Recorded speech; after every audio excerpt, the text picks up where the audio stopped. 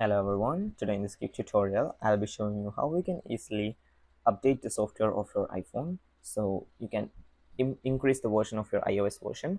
So yeah, that's pretty much it. So what you have to do is go into settings application.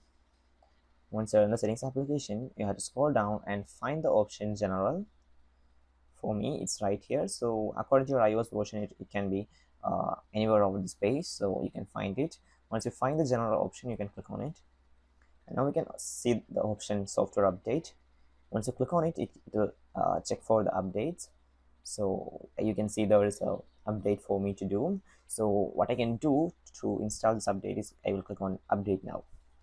So what that does is it will just do the software update. So it's going to turn off my phone and do the software update and boot it again. Okay, so yeah, I'm not going to do it right now on this video, so because my screen recording will be paused.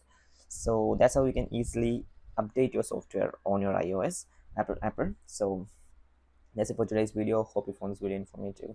If yes, please do like, share, subscribe, and thank you for watching. Have a nice day.